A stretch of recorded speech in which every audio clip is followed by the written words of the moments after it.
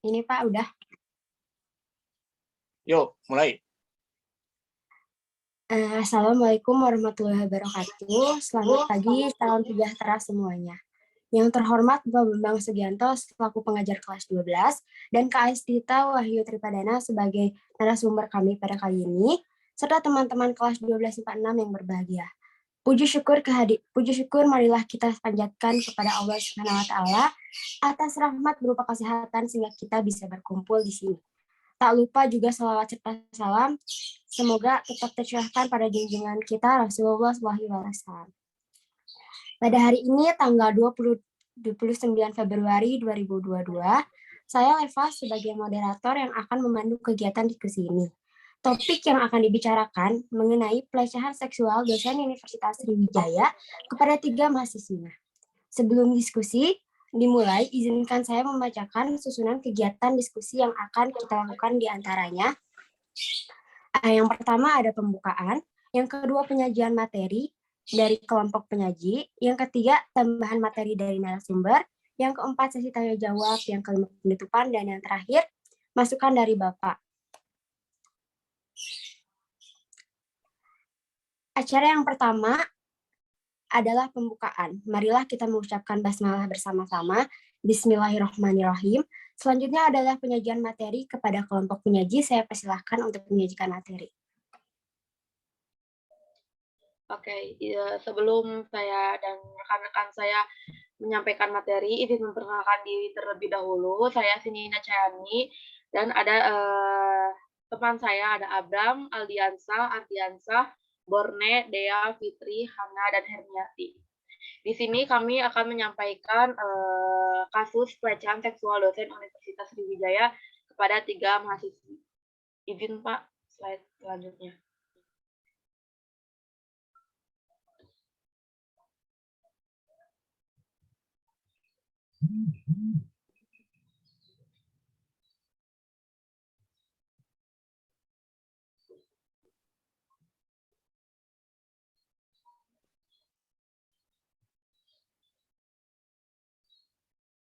Bab 1 ada pendahuluan. Yang saya akan sampaikan yaitu latar belakang masalah, uraian umum. Uraian umum hak asasi manusia adalah hak dan kebebasan fundamental bagi semua orang tanpa memandang kebangsaan, jenis kelamin, asal kebangsaan, atau etnis, ras, agama, bahasa, atau status lainnya. Hak asasi manusia mencakup hak sipil dan politik seperti hak untuk hidup, kebebasan, dan kebebasan berekspresi. Selain itu ada juga hak sosial, budaya, dan hak atas pendidikan, termasuk hak untuk berpartisipasi dalam budaya, hak atas pangan, hak untuk bekerja, dan hak atas pendidikan. Hak asasi manusia dilindungi dan didukung oleh hukum dan perjanji internasional dan nasional. Deklarasi Universal Hak Asasi Manusia (UDHR) adalah dasar dari sistem internasional untuk berlindung hak asasi manusia. Deklarasi tersebut diadopsi oleh Sidang Umum PBB pada 10 Desember 1948 untuk melarang kengerian Perang Dunia II agar tidak berlanjut. 30 pasal UDHR menetapkan hak sipil, politik, sosial, ekonomi, dan budaya semua orang. Ini adalah visi martabat manusia yang melampaui batas dan otoritas politik dan membuat pemerintah berkomitmen untuk menghormati hak-hak dasar setiap orang. UDHR adalah pedoman di seluruh pekerjaan Amnesty Internasional. Slide selanjutnya, Pak. Slide selanjutnya akan dijelaskan oleh Aldiansah. Saya akan menjelaskan mengenai uraian khusus dari judul yang kita bahas. Pelanggaran HAM merupakan hal yang sangat tidak terpuji yang dapat dilakukan oleh seorang manusia terhadap manusia lain. Sebab HAM merupakan hak mutlak yang diberikan sejak dalam kandungan yang bersifat universal dan tidak dapat dicabut. Pelecehan seksual merupakan salah satu pelanggaran HAM. Kasus pelecehan seksual seringkali terjadi pada perempuan. Pelecehan yang menjadi bahasan kami adalah pelecehan yang terjadi pada 3 orang mahasiswa Universitas Sriwijaya yang dilakukan oleh seorang dosen. Kasus pelecehan terjadi pada September 2021 dan sempat trending di Twitter dan menuai banyak perhatian masyarakat. Pelecehan seksual ini dikhawatirkan dapat membuat mahasiswi ataupun wanita lain menjadi merasa tidak aman, karena pelecehan sekarang lebih sering terjadi dengan. Kasus ini diawali dengan sebuah pesan WhatsApp yang mengajak kedua mahasiswi untuk melakukan hubungan seksual, hingga mengutarakan ucapan yang merendahkan kedua korban.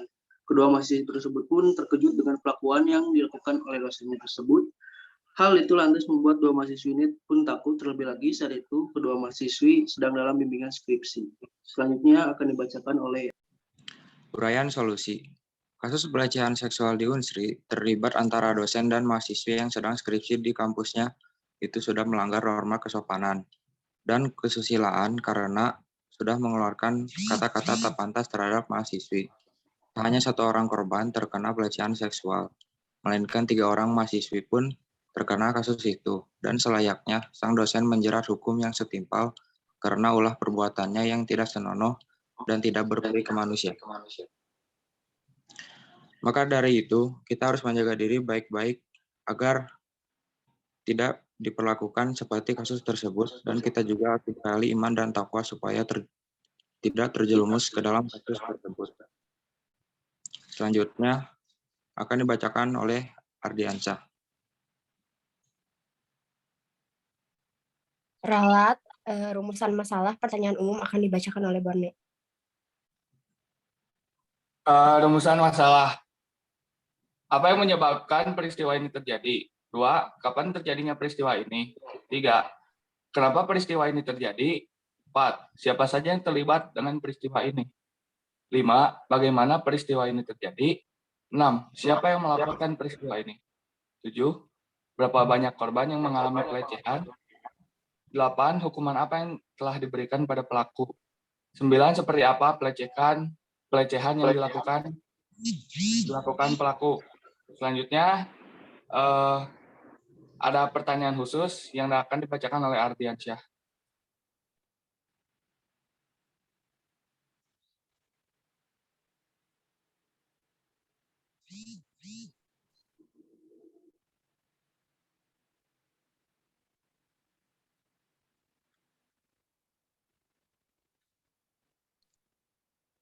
Ya, Ardiansyah, mana?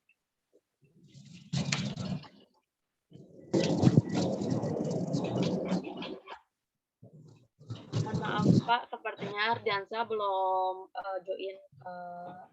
Ini sama saya akan membacakan pertanyaan khusus. Yang ke-1, bagaimana kronologi pelecehan seksual?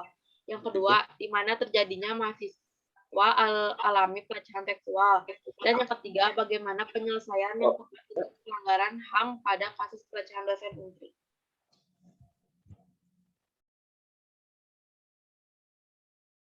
Baik, selanjutnya pertanyaan solusi akan dibacakan oleh Hana.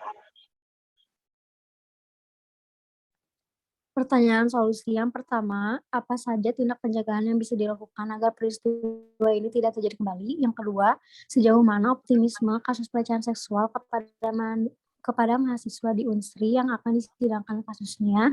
Yang ketiga, apa saja yang harus dilakukan jika hal ini terjadi pada seseorang?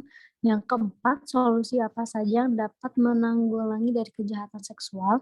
5. Bagaimana cara mengatasi kejahatan seksual terhadap anak di lingkungan sekitar? Selanjutnya, bab 2 pembahasan. Yang pertama, ada pembahasan tersirat yang akan dibacakan oleh Herniati. Pembahasan tersirat, kejadian bermula saat mahasiswi tersebut mendatangi pelaku berinisial dosen A di kampus. Saat datang ke kampus, ternyata dosen A sedang berada di salah satu ruangan kampus sendirian. Korban menghampiri untuk meminta keterangan. Korban disapa hangat oleh dosen A, bahkan sangat perhatian karena khawatir dengan kondisi korban yang pucat. Hingga akhirnya korban bercerita sedang demam karena sakit dan stres atas permasalahan keluarga yang sedang dialami. Tanpa sadar, saat bercerita korban menangis mengingat ayah ibu yang akan bercerai dan kesulitan ekonomi. Dosen A memanfaatkan keadaan, memeluk korban dengan erat, dan sebagainya. Pelaku yang diketahui berinisial dosen A merupakan dosen pembimbing mahasiswi tersebut. Kedatangan korban kepada dosen A memang untuk bimbingan skripsi sekaligus untuk meminta tanda tangan berkas untuk keperluan kelulusan. Kejadian pelecehan seksual tersebut terjadi di kampus. Dosen A lakukan aksinya di salah satu ruangan kampus Unsri. Kejadian yang menimpa mahasiswi Universitas Unsri tersebut tentunya telah mencoreng dunia pendidikan, dunia kampus, lingkungan akademisi yang syarat dengan ketinggian ilmu justru dijadikan tempat untuk melakukan pelecehan seksual. Baik, Pelecehan seksual di kampus Unsri sudah dialami 4 orang mahasiswi semester akhir. Korban pertama adalah DR dan pelakunya adalah dosen A. DR mengalami pelecehan seksual secara fisik saat hendak meminta bimbingan penyelesaian tugas skripsi. Kemudian korban berikutnya adalah D, F, dan C. Mereka mengalami pelecehan seksual secara verbal berupa chat yang dilakukan oleh dosen R. Kepolisian Daerah Sumatera Selatan menetapkan dosen Fakultas Ekonomi Universitas Sriwijaya yang berinisial R sebagai tersangka atas kasus dugaan pelecehan seksual mahasiswi. Atas perbuatan itu, tersangka A disangkakan melanggar pasal 200.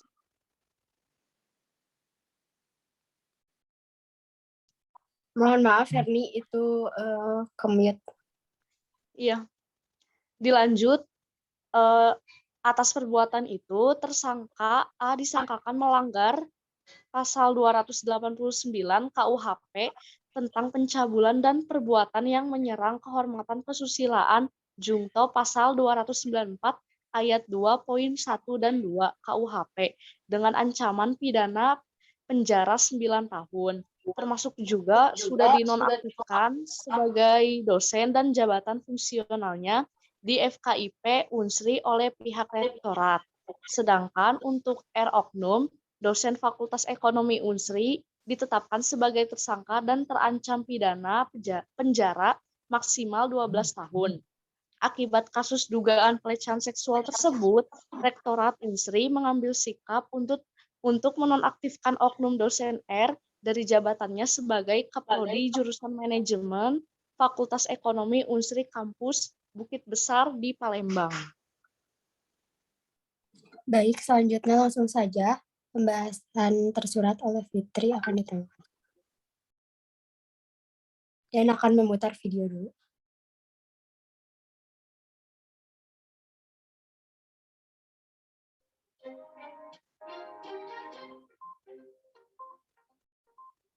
Viral mahasiswi mengaku jadi korban pelecehan dosen Unsri angkat bicara. Universitas Sriwijaya angkat bicara terkait pengakuan seorang mahasiswi semester akhir perguruan tinggi negeri yang menjadi korban pelecehan seksual oleh oknum dosen pembimbing skripsinya. Wakil Rektor Bidang Kemahasiswaan dan Aktius Iwan Setiabudi mengatakan mereka baru mengetahui hal ini setelah dikonfirmasi awak media. Pihaknya akan menelusuri terkait pengakuan yang viral tersebut. Apalagi menurutnya pengakuan tersebut masih begitu abstrak. Diberitakan sebelumnya viral di sosial media, curahan hati seorang mahasiswa mengaku jadi korban pelecehan seksual oleh oknum dosen pembimbing skripsinya. Pengakuan itu diungkapkan melalui sosial media lalu diposting oleh akun Instagram 27 September 2021. Di awal curhatnya, penulis mengaku sebagai mahasiswi semester tua yang baru selesai sidang. Dikarenakan harus mengurus keperluan tanda tangan, mahasiswi itu lantas datang ke kampusnya pada Sabtu 25 September 2021. Tujuannya tak lain hanya untuk menemui dosen yang selama ini menjadi kliennya yang dia sebut sebagai dosen A. Meski mahasiswa tersebut mengaku pertemuan itu tanpa adanya janji temu terlebih dahulu dengan dosennya tersebut. Setibanya di kampus, mahasiswa tersebut menemui dosen A di ruang kerjanya seorang diri. Diakuinya ruang kerja dosen tersebut memang sepi. Lalu terjadi perbincangan yang menurutnya masih wajar di antara mereka hingga akhirnya sang dosen bertanya kepada mahasiswi tersebut dikarenakan wajahnya terlihat pucat. Perbincangan itu lanjut dengan dosen yang bertanya alasan mahasiswa tersebut lambat wisuda. Sempat menolak mahasiswi ini akhirnya luluh juga dan berterus terang menceritakan persoalan yang dihadapinya sehingga terlambat wisuda. Di hadapan dosen tersebut, dia tahan kuasa menahan air mata saat menceritakan bahan keluarga hingga kendala yang kini dihadapinya. Di saat air matanya kian tak tertahankan saat menceritakan segala permasalahan yang terjadi, sang dosen yang mendengarkan justru mulai menunjukkan gelagat aneh. Mahasiswi ini tidak menyangka dosen akan sampai memeluk dirinya. Pun dia masih berpikir positif bahwa pelukan itu hanya untuk menenangkan tangannya yang kian menjadi. Akan tetapi kecurigaan mahasiswi ini makin tak terbendung sebab sang dosen justru kembali memeluknya. Sempat berusaha menghindar, peluk begitu erat dari sang dosen akhirnya membuat mahasiswi ini terdiam membisu. Tak sampai itu menyebut sang dosen akhirnya melakukan tindakan yang di luar batas. Pelecehan seksual langsung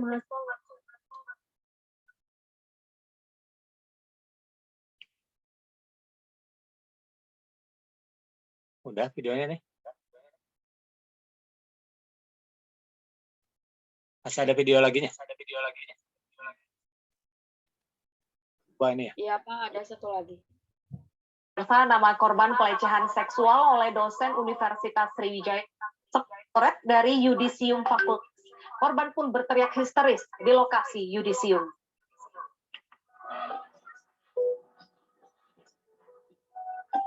Korban pelecehan seksual oleh dosen Universitas Sriwijaya Yudisium di Fakultas Ekonomi. Dia marah karena namanya mendadak dicoret, padahal sudah dengan Yudisium. BEM Universitas Sriwijaya sempat meminta penjelasan dari pihak kampus, namun tidak diberikan jawaban. Namun setelah video viral di media sosial serta desakan terus berdatangan, akhirnya korban pelecehan seksual diikut pada Yudisium kloter berikutnya.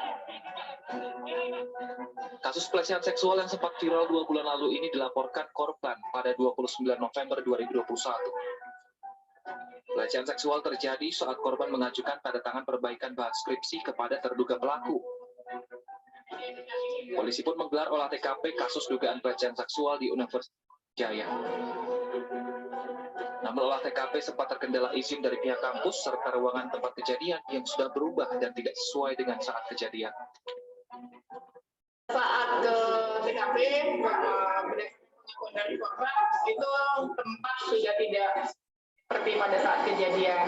Ternyata kita juga dapat informasi kepala dari ruangan itu juga sudah jadi ada beberapa barang yang dikeluarkan yang agak menyulitkan. Tetapi pada saat nanti kita melakukan rekon, setelah penyelidikan bergulir, korban pelecehan seksual pun bertambah.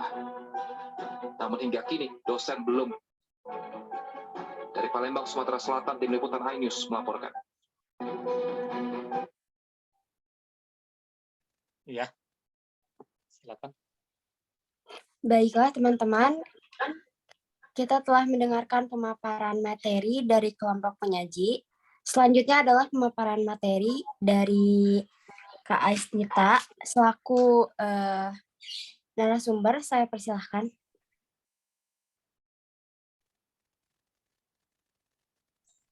Selamat pagi teman-teman semua dan Pak Bambang yang terhormat. Sebelumnya izin memperkenalkan diri, saya Aisnita, mahasiswa Fakultas Hukum Universitas Sriwijaya, baru semester 2. Jadi saya mohon maaf kalau misalnya apa yang saya paparkan di sini itu masih banyak kurangnya karena saya masih harus banyak belajar. Jadi mohon dimaklumi. Jadi yang harus kita bahas sekarang itu apa sih pelecehan seksual itu, terus apa sih HAM itu, terus hubungannya antara pelecehan seksual dengan HAM itu kayak gimana, terus gimana sistem hukum di Indonesia juga mengatur tentang pelecehan seksual. Oke, jadi yang pertama, berangkat dari pengertian pelecehan seksual menurut Komnas Perempuan sendiri, pelecehan seksual itu adalah tindakan yang bernuansa seksual, baik disampaikan melalui kontak fisik maupun non-fisik, di mana tindakan tersebut itu bisa membuat seseorang merasa tidak nyaman, tersinggung, merasa direndahkan martabatnya, sehingga bisa mengakibatkan gangguan kesehatan baik secara fisik maupun mental. Menurut Witnyo Subroto sendiri, dalam pelecehan seksual itu ada beberapa unsur yang meliputi. Yang pertama itu, jadi pelecehan seksual itu adalah suatu perbuatan yang berhubungan dengan seksual. Terus yang kedua, pada umumnya, ini tolong digarisbawahi ya, pada umumnya bukan berarti mengeneralisir. Jadi pada umumnya pelakunya itu laki-laki dan korbannya perempuan. Yang ketiga, wujud perbuatannya itu bisa berupa fisik dan non-fisik. Dan yang keempat, tidak ada kesukarelaan atau tidak ada konsen. Nah, dari unsur-unsur tadi diperoleh kesimpulan kalau unsur utama yang membedakan antara pelecehan seksual dengan bukan tindakan pelecehan seksual adalah konsen. Jadi kalau misalnya ada konsen, itu namanya bukan pelecehan seksual. Kalau misalnya nggak ada konsen atau persetujuan di antara kedua belah pihak, itu namanya pelecehan seksual. Nah, terus apa sih HAM itu? Tadi udah disampaikan juga sama kelompok 1, kalau HAM itu adalah hak yang telah kita bawa bahkan dari dalam kandungan. Hak pemberian Tuhan yang melekat pada manusia, yang keberadaannya itu yang nggak bisa dicampuri sama manusia lain. Bahkan di dalam Undang-Undang Dasar 1945 juga, HAM itu udah diatur dalam pasal 28A sampai 28J. Nah, jadi kita sebagai manusia itu punya hak mutlak, hak buat menjalankan hidup kita dengan sebaik-baiknya. Oleh karena itu, kita semua itu harus menghormati hak orang lain, termasuk di dalamnya hak tentang aktivitas seksual yang di mana masing-masing orang itu punya hak buat setuju atau enggak untuk melakukan aktivitas seksual. Nah, terus apa sih hubungannya pelecehan seksual dengan HAM itu? Kenapa sih pelecehan seksual itu disebut melanggar HAM? Yang namanya pelecehan, pasti kan ada unsur ketidaknyamanan, terus ada unsur pemaksaan. Yang mana hal tersebut itu udah menciderai hak-hak manusia untuk hidup dalam rasa aman. Nah, selain itu, pelecehan seksual juga kan dianggap sebagai tindakan yang merendahkan harkat martabat manusia ya, yang mana hal tersebut itu bisa berakibat kepada gangguan kesehatan kita, baik secara fisik maupun psikis. Karena pada dasarnya manusia itu berhak untuk mendapatkan perlindungan serta rasa aman. Nah, tadi kan disinggung juga tentang dakwaan yang disangkakan kepada terdakwa. Sekarang coba kita bahas. Nah, yang terdakwa pertama itu kan inisialnya AR. Nah, dia ini kan dijatuhi pasal 289 KUHP, Jo pasal 29 KUHP. Teman-teman tahu kan KUHP itu apa? Kitab Undang-Undang Hukum Pidana yang isinya mengatur tentang substansi hukum pidana yang ada di Indonesia. Nah, Jo ini kependekan dari Jungto ya teman-teman. Maksudnya itu berhubungan dengan atau perkalian dengan. Jadi pasal 289 KUHP ini dihubungkan dengan pasal 29 KUHP. Nah, dan kedua pasal ini itu sama-sama mengatur mengenai pencabulan. Nah, di pasal 289 KUHP ini dia dijatuhi vonis pidana penjara itu paling lama 9 tahun. Nah, sekarang untuk tersangka yang kedua, yang R. Nah, untuk R ini kan dia dijatuhi pasal 9 dan 35 Undang-Undang Nomor 44 Tahun 2008 tentang pornografi. Jungto pasal 65 ayat 1 KUHP. Nah, di pasal 35 itu dia dijatuhi vonis pidana penjara paling singkat itu 1 tahun, paling lamanya 12 tahun, dan atau pidana denda paling sedikitnya itu 500 juta rupiah, serta yang paling banyak itu 6 miliar rupiah. Tadi kan pasal 9 sama 35 itu jungto sama pasal 65 ayat 1. Maksud dari pasal 65 ayat 1 sendiri itu, jadi di pasal 65 ayat 1 itu mengatur mengenai penggabungan tindak pidana. Gabungan tindak pidana ini bisa diartikan sebagai beberapa tindak pidana yang dilakukan dalam waktu yang berbeda dan dilakukan oleh hanya satu orang. Bisa dilihat dari perbuatan si pelaku ini yang dia udah melakukannya selama bertahun-tahun. Dari yang saya baca, mohon maaf kalau ada kesalahan, kalau nggak salah dia ini sudah melakukan tindakan pelecehan seperti itu sejak tahun 2014. Nah, walaupun sama-sama mereka ini melakukan tindakan pelecehan seksual, tapi keduanya itu kan didakwa dengan pasal yang berbeda, karena tindak pidana yang dilakukan keduanya itu beda. Kenapa sih dari dua dakwaan ini nggak ada dakwaan yang spesifik tentang pelecehan seksual? Karena di Indonesia sendiri, undang-undang tentang tindak pidana kekerasan seksual sendiri itu belum disahkan sampai sekarang. Terus di dalam KUHP sendiri nggak ada pasal yang secara spesifik mengatur mengenai pelecehan seksual. Yang ada itu hanya mengatur tentang pencabulan serta perzinahan. Oleh karena itu, para pelaku pelecehan seksual ini nggak bisa dijatuhi pidana mengenai pelecehan seksual. Nah, mirisnya hukum di Indonesia itu masih sering menggunakan pasal-pasal yang tidak relevan dengan kasus saat ini. Jadi nggak memberikan keadilan dan mengurangi nilai-nilai kekerasan yang dialami oleh perempuan, kayak kasus tadi contohnya, dari pelecehan seksual jadinya kasus pencabulan gitu. Jadi apa sih yang harus dilakukan oleh pemerintah gitu dalam menanggulangi kasus pelecehan seksual ini? Nah, yang harus dilakukan itu adalah adanya pembaharuan dari KUHP. Jadi KUHP itu harus segera diperbarui mengingat segala bentuk dari perbuatan kekerasan seksual yang terjadi saat ini itu belum diatur secara jelas di dalam KUHP. Terus kasus-kasus yang terjadi saat ini juga penyelesaiannya belum dijalankan sesuai dengan perkembangan zaman, misalkan nilai sosial budaya masyarakat saat ini. Kalau di KUHP sekarang ini tuh hanya mengatur tentang pemidanaan dan hukuman, tapi berkaitan dengan pemulihan yang itu tuh penting banget ya buat para korban pelecehan seksual tuh, itu tuh nggak diatur di dalam KUHP, makanya membutuhkan pengaturan yang lebih khusus. Soalnya KUHP yang kita pakai sekarang ini itu tuh udah dari tahun 1946, jadi udah lama banget kan gitu.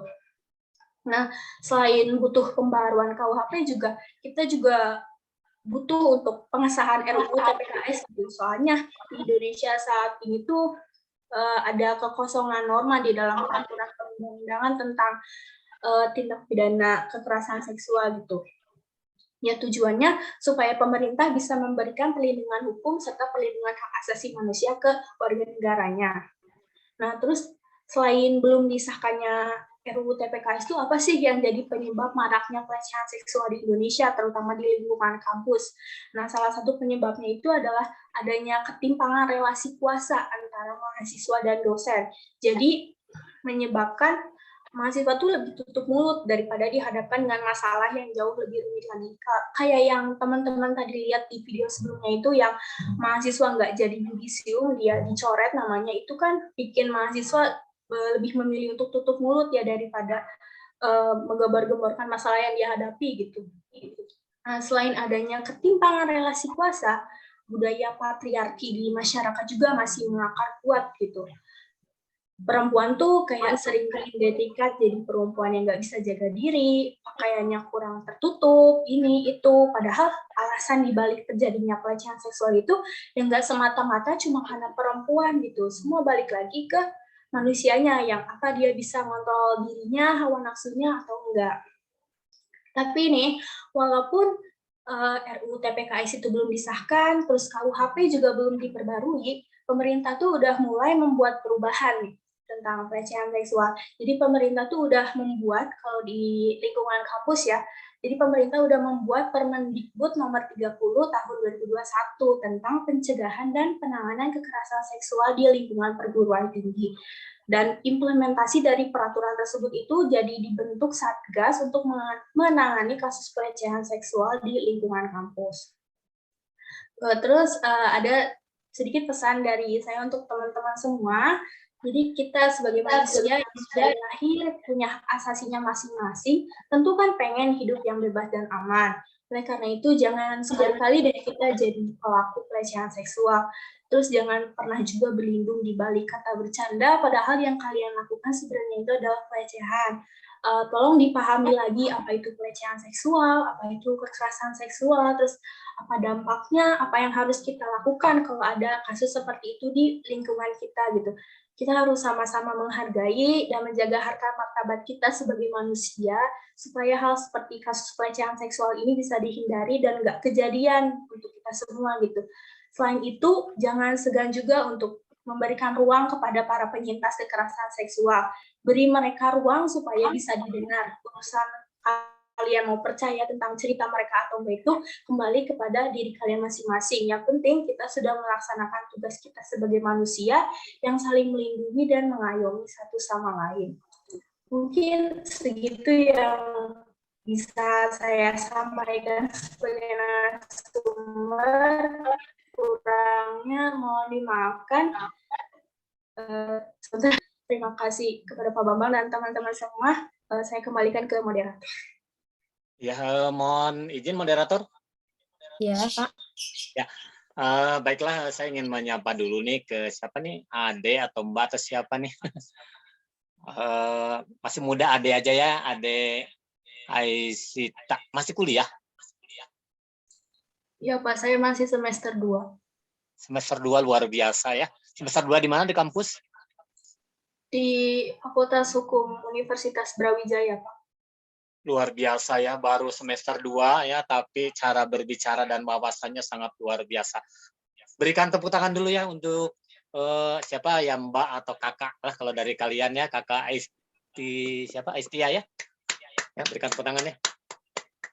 Terima kasih banget ya apa yang disampaikan, itu saya sangat menyanjung ya, luar biasa, karena walaupun ada ini masih muda ya, atau kakak kalian mungkin ya, ini kuliah di Brawijaya, tapi di Fakultas Hukum tadi ya, itu apa yang menjadi pendapat pandangannya terkait dengan masalah pelecehan atau apapun tadi yang disebut dengan apa tadi, pencabulan dan sebagainya, itu luar biasa ya. Jadi tidak hanya sekedar berbicara tapi berdasar.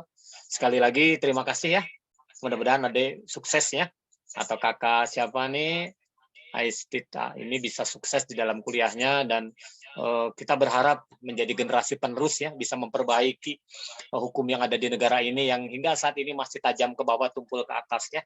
Karena hukum di negara ini seharusnya menjadi panglima. Tapi kita tahu juga sih bahwa perangkat hukum di kita memang perlu dibenahi. KUHP yang tadi Ade sebutkan, memang betul kita tuh hukum kita memang masih warisan Belanda ya dari dulu. Jadi kalau kemarin sempat muncul ada RUU KUHP, itu sebetulnya masih di luar harapan kita semua. Makanya diprotesnya oleh para mahasiswa, oleh masyarakat. Jadi kita masih berharap, tapi apapun itu pemerintah sekarang sedang berusaha membenahi, ya kita doakan saja mudah-mudahan ke depan hukum bisa menjadi panglima. Terima kasih ya untuk Ade Aistita ya, salam ya dari kami, mudah-mudahan sukses ya, saya yakin di masa yang mendatang kita yang ada di sini insya Allah akan menjadi pengganti mereka yang ada di atas sana. Terima kasih ya, silakan barangkali mau kuliah terganggu. Terima kasih kembali, saya izin live dulu. Ya. Terima kasih semuanya. Ya, yo. Terima kasih atas pemaparannya kepada Kak Aistita. Itu sangat banyak materi yang bisa kita ambil. Dan terima kasih kepada Pak Bambang. Selanjutnya adalah sesi tanya jawab dengan peraturan yang akan saya bacakan. Yang pertama, kesempatan tanya jawab kita laksanakan dengan 3 pertanyaan. Yang pertama pertanyaan dari kelompok 2, selanjutnya dilanjut dari kelompok 3, dan kemudian dilanjut dari kelompok 4. Kemudian audiens dan setiap pertanyaan kami berikan 2 sanggahan. Lalu sebelum mengajukan pertanyaan dan sanggahan, acungkan tangan atau raise hand terlebih dahulu, sebutkan nama dan nomor absen serta kelompoknya. Selanjutnya silahkan ajukan pertanyaan atau sanggahannya.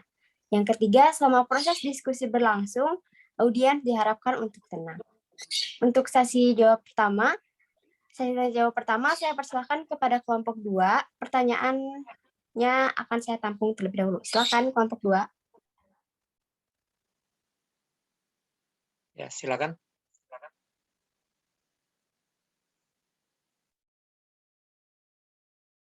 Silakan yang mewakili dari kelompok 2 dulu. Mohon maaf, mungkin bukan kelompok, betul ya, kelompok 2 dan kelompok 4 ya. Silakan.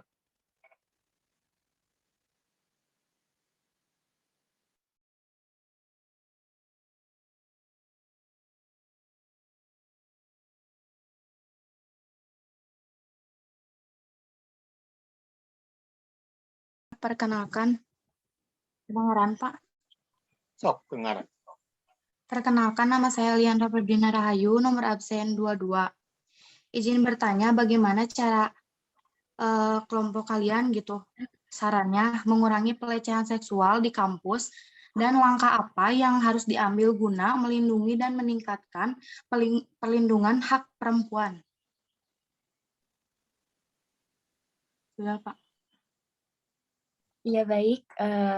Untuk kelompok 1, kelompok penyaji, silahkan catat pertanyaannya. Lanjutkan oleh kelompok 3. Ada yang mau bertanya, silahkan raise hand dan ajukan pertanyaan. Saya Hasya, perwakilan dari kelompok 3. Saya ingin menanyakan kepada kelompok 1, bagaimana penjelasan kalian kalau upaya untuk mencegah kekerasan seksual tersebut di kampusnya. Terima kasih. Iya, terima kasih. Saya tampung. Selanjutnya dari kelompok 2, silahkan bertanya dan ajukan pertanyaan serta raise hand. Saya dari kelompok 2, Tiragis Purnama Putra. Di sini saya akan bertanya kepada kelompok 1, cara mengatasi gimana biar tidak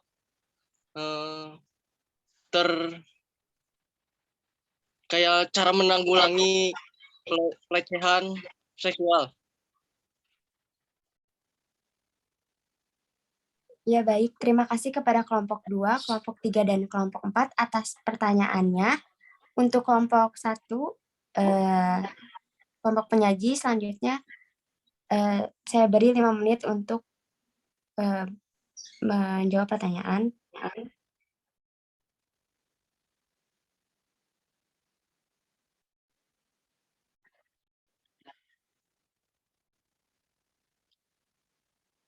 Ya, silakan. Next, kelompok 1 untuk menjawab.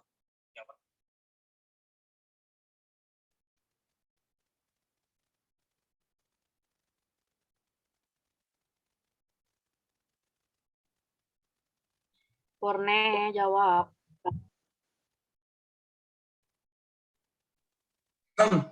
Saya mau perkenalkan, saya Borne dari kelompok 1, mau menjawab. Kameranya bisa dibuka, Borne?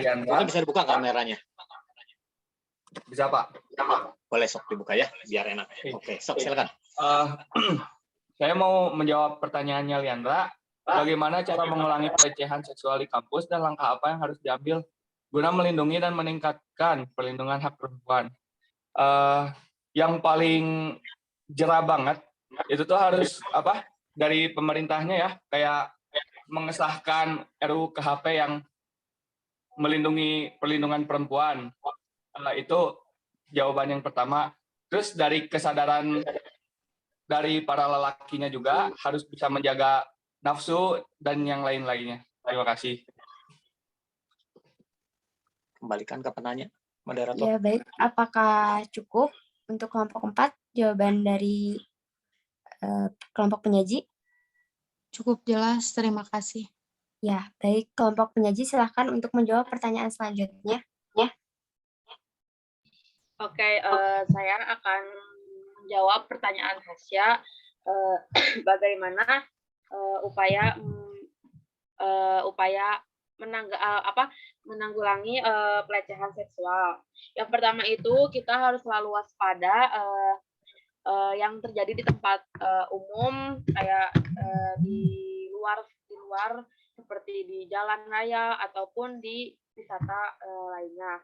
Dan yang kedua, ada bekali diri dengan semprotan atau merica atau alat pembela diri, kayak untuk membela diri ketika nanti kita menghadapi suatu kejahatan di luar seperti di jalan raya, misalnya ada perampok atau ada yang melecehkan kita bisa menodongnya dengan senjata, tetapi jangan menyalahgunakan senjata yang kita pegang. Dan yang ketiga, yaitu lakukan perlawanan, seperti memukul kelamin yang kelamin si penodongnya. Hasya, apakah terjawab? Terjawab, kelompok 1, terima kasih. Ya, selanjutnya kelompok 1 menjawab pertanyaan dari kelompok 2. Silahkan. Saya Hana Irsan 15 akan menjawab pertanyaan dari Agus. Bagaimana cara menangani atas tindakan kasus seperti ini? Kalau menurut saya seharusnya baik laki-laki atau perempuan harus udah tahu gitu edukasi sejak dini bahwa itu adalah tindakan yang salah, melawan norma agama dan melanggar hukum juga, nggak bisa seenaknya harus dilakuin karena efeknya juga berat, bisa jadi korbannya bisa sampai depresi gila atau bunuh diri karena pelecehan seksual ini.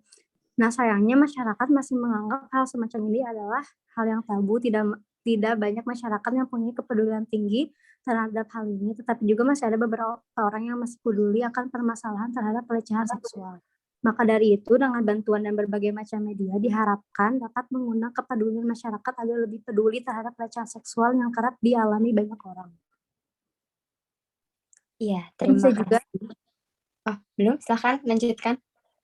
Dan kita juga sebagai perempuan harus berani bersikap tegas, jangan diam aja, dapatkan dukungan dari keluarga atau dari teman-teman terdekat, hindari berpergian dengan orang yang nggak kenal. Atau bisa misalnya lagi kejadian atau kalian bisa langsung menghubungi pihak yang berwajib, membekali diri dengan pendidikan seksual juga. Makasih.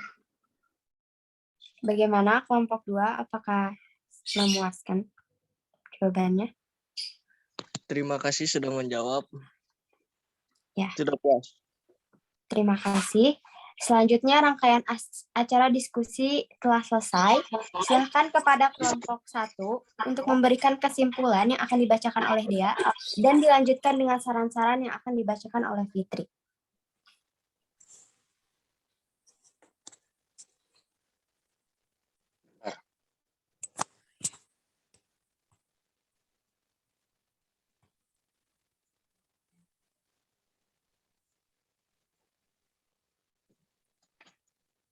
Next. Silakan kepada Dea untuk membacakan kesimpulannya. Ya, di sini saya akan membacakan kesimpulan.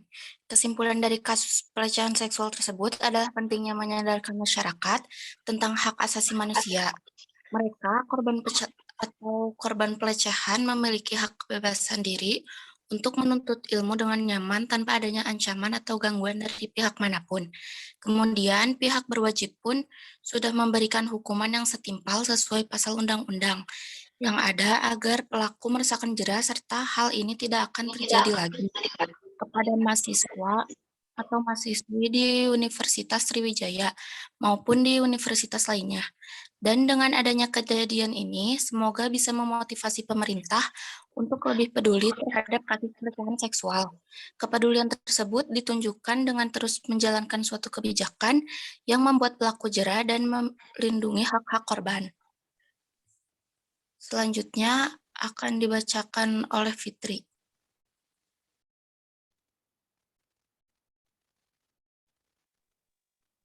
Ya, baik. Di sini saya akan membacakan saran-sarannya, yaitu saran dari kami, dari kelompok 1 juga, dan untuk teman-teman sekalian. Sebagai seorang manusia, kita harus lebih menjaga diri kita agar dari segala hal yang buruk dan menjaga hak diri kita dengan baik. Nah, sebelum itu, saya juga sebagai perempuan dan teman-teman sekalipun yang perempuan juga, baiknya juga kita menjaga diri kita dari segala bentuk pelecehan seksual, dari mulai langsung ataupun secara tidak langsung. Dan kalaupun kita mengalami pelecehan seksual tersebut, walaupun sekecil apapun, lebih baik kita melaporkan ke pihak yang berwenang. Karena jika dibiarkan, nanti akan berpengaruh pada mental kita sendiri dan lingkungan kita sendiri. Dan tadi sudah disebutkan sama narasumber kita, Kak Aistita Nanda, yaitu adanya diskriminasi gender gitu, yang dapat dilihat dari banyaknya narasi yang seolah menyalahkan peran perempuan ketika pelecehan itu terjadi. Dari mulai gaya busana, dandanan, perilaku, dan lingkungan pergaulan perempuan itu sendiri dapat menjadi pembenaran dalam tindakan pelecehan seksual tersebut. Nah, hal-hal inilah yang membuat banyak korban itu ragu untuk melaporkan ke pihak yang berwenang. Mereka merasa tidak ada hukum yang benar-benar peduli dan membuat mereka merasa aman gitu. Dan di sisi lain, keterdiaman yang mereka ini membuat seolah-olah membuka peluang untuk semakin menormalisasikan aksi pelecehan seksual tersebut karena keterdiaman mereka dan ragunya mereka untuk melaporkan ke pihak yang berwajib. Nah, teman-teman melihat masih banyak sekali victim blaming atau menyalahkan korban di sekitaran masyarakat yang dialami oleh korban pelecehan seksual, peran seluruh lapisan masyarakat itu sangat diperlukan. Dan lembaga pemerintahan sebagai penyedia hukum dan payung pelindung, serta masyarakat sebagai pendukung dan simpatisan. Nah, untuk dari itu, saya dan dari kelompok 1 dan teman-teman sekalipun, kita harus menyadarkan diri kita sendiri lah. Menyadarkan diri kita dan orang-orang di sekitar kita untuk penting sekali untuk mengambil posisi di mana di pihak korban tiap kali pelecehan seksual itu terjadi. Telusuri dulu kronologi pelecehan seksual terjadi, bukan telusuri kondisi kehidupan korban. Karena banyak sekali ya korbannya itu pasti perempuan. Karena yang menciptakan peradaban itu tidak pantas dilecehkan. Terima kasih. Itu dari saya saran-sarannya. Saya kembalikan kepada moderator. Ya, terima kasih. Demikian tadi diskusi dari kelompok 1, sungguh luar biasa. Mari kita ucapkan alhamdulillah bersama-sama. Alhamdulillahirrahmanirrahim. Selanjutnya, saya Leva sebagai moderator, mohon maaf atas kesalahan saya dan saya ucapkan terima kasih kepada narasumber tadi kami yang telah hadir dalam acara diskusi pada hari ini. Marilah kita beri tepuk tangan untuk kita semua. Wassalamualaikum warahmatullahi wabarakatuh. Waktu sepenuhnya saya kembalikan kepada Bapak Guru, Bapak Bambang. Terima kasih. Ya, berikan tepuk tangannya untuk kelompok 1 ini. Ya, baiklah ya. Alhamdulillah, puji syukur kita panjatkan kehadirat Allah Subhanahu wa Ta'ala, karena pada hari ini selesailah sudah seluruh rangkaian presentasi ya yang dilakukan oleh kelompok 1 ya, yang dalam hal ini membahas mengenai hak asasi manusia. Kemudian kebetulan yang diangkat tema atau judulnya ini adalah menyangkut pelecehan seksual yang terjadi di lingkungan pendidikan. Baiklah, mudah-mudahan apa yang tadi disampaikan itu bermanfaat ya, setidaknya menambah wawasan kepada kita.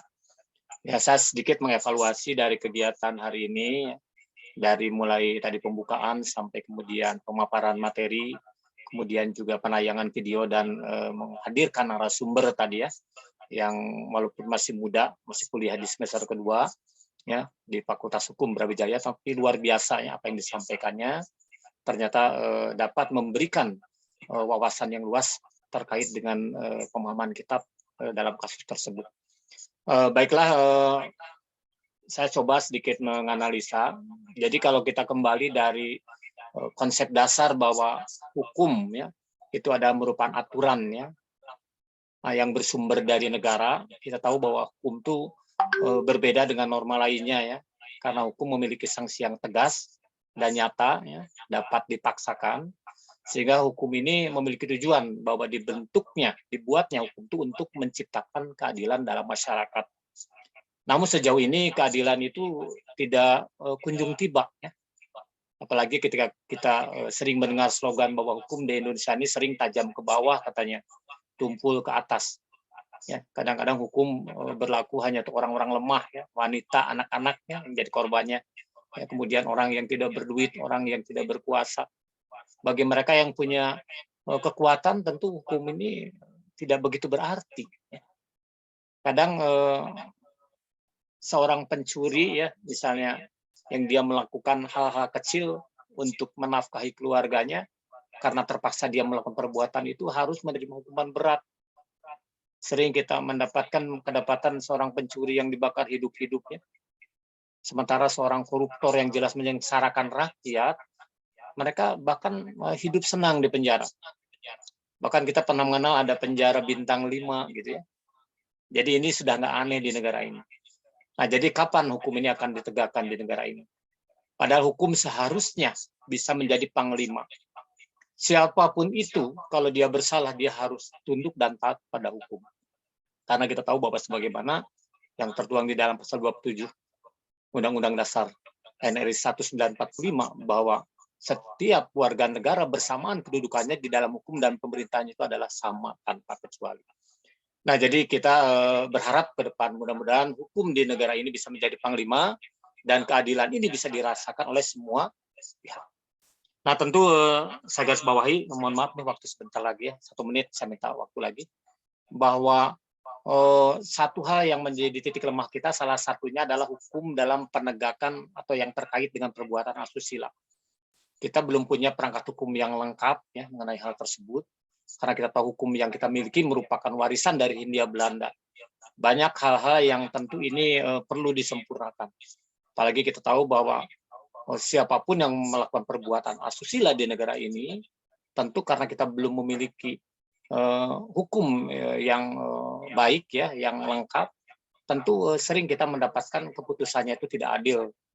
Ya, kadang bagi si korban mereka merasa bahwa hal ini merupakan pukulan yang sangat kuat. Nah, jadi apapun itu, mari kita sama-sama semoga pembahasan dari kelompok 1 pada hari ini dalam rangka mengkaji materi hak asasi manusia ini dapat bermanfaat untuk kita semuanya. Sekali lagi terima kasih ya buat kelompok 1. Luar biasa kalian ya, sudah bisa menyajikan materi ini dengan sangat baik, begitupun moderatornya ya, bagus ya. Yang bertanya juga pertanyaannya berbobot dan semuanya sempurna. Terima kasih sekali lagi, berikan tepuk tangan untuk kalian semuanya. Ya, tinggal ada 2 kelompok, tapi karena kita akan ujian ya nanti pertengahan bulan Maret ya. Jadi untuk kelompok 2 dan kelompok 4 yang belum tampil, nanti kalian tampil secara mandiri ya, tidak dihadiri kelompok lain, tapi boleh menghadirkan narasumber tetap ya. Dan nanti pelaksananya hari Kamis ya. Walaupun hari libur, tapi kita akan sempatkan waktunya sebentar 40 menit saja. Itu saja yang dapat saya sampaikan. Sekali lagi terima kasih buat semuanya.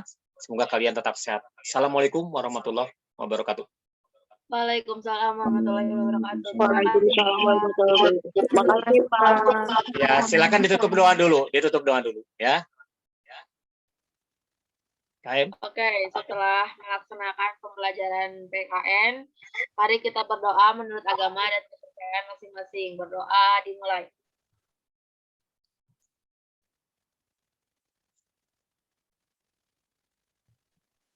Berdoa dicukupkan. Beri salam. Assalamualaikum warahmatullahi wabarakatuh. Terima kasih, Pak. Yo, waalaikumsalam warahmatullahi wabarakatuh. Yo.